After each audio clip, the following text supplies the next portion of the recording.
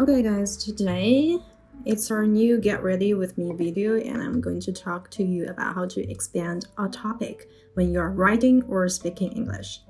Some of you might remember that last time I dyed my hair and you can see that under sun it has quite a pretty color, right? It's not pitch black anymore. I've been using a hair dryer that I bought on Double 11 and you can see that in my box opening video it turned out to be quite good for my hair. The shampoo and conditioner are just very ordinary products that I bought in Chiang Mai in the summer, not expensive products, and I can totally see the difference the hair dryer has brought me. And also I am right now wearing the shapewear that I recommended to you. It's really, you can see, it can really make your body slim. Okay, that's enough with the small talk. I just thought these feedbacks might be useful for someone who watched my previous videos. So let's get started. First, I want to say that you're allowed to make mistakes. You're allowed, actually encouraged to think in advance, whether you're speaking or writing, but you do have to accelerate that process, especially when you're taking examinations.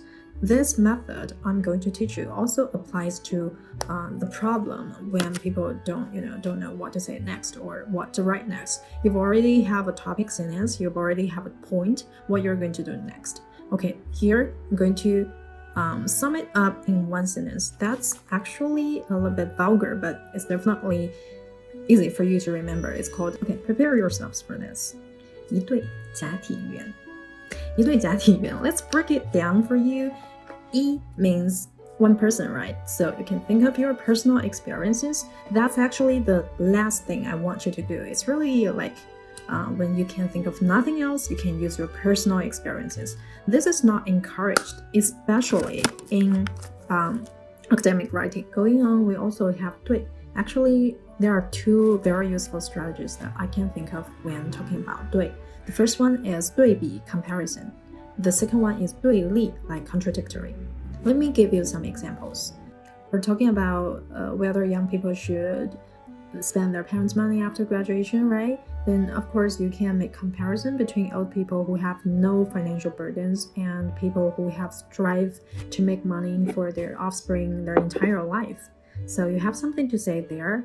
When we talk about contradiction, I actually mean that there are often some concepts that go hand in hand. Like you can talk physical, you can talk mental, you can talk realistic, you can talk one's ideal situation. You can also talk about like influence on individual and on the whole society, like a couple of concepts.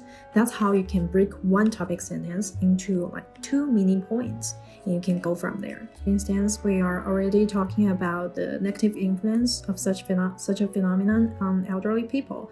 We can say from two angles. One is that physically speaking, it's going to take a toll on their health because they have less time to rest.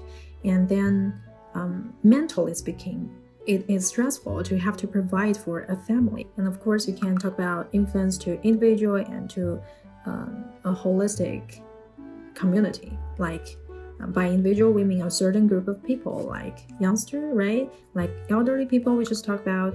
And by society, we mean that you can talk about to the detrimental effects on economy, social values, education, something like that, the big topics, right?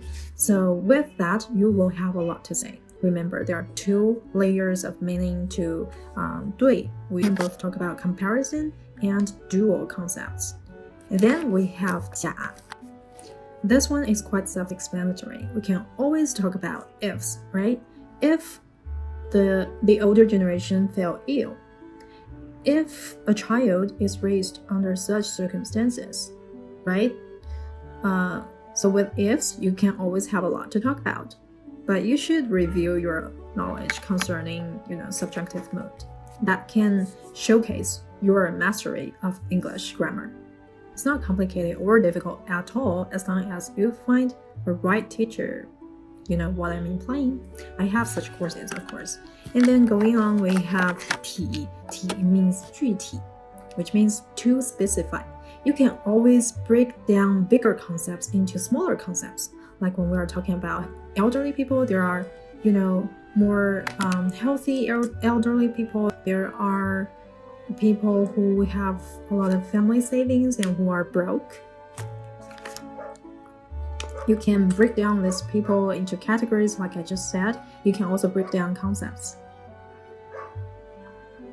And then we have 原, which is also quite easy to understand. It means 原因. Don't underestimate yourselves.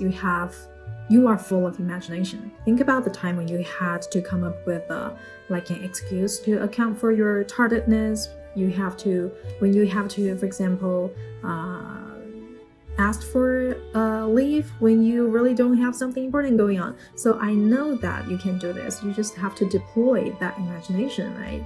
And sometimes there will involve phrases like because, sometimes not. Let me give you an example again. Like, in some cases, young people will have to spend their parents' money.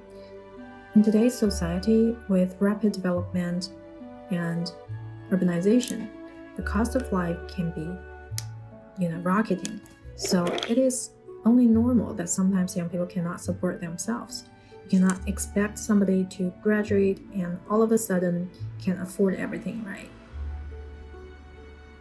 So there, I give an explanation without using the phrase because. If you look at simple answers of IELTS writing test, you can see a lot of, paragraphs were developed in that way.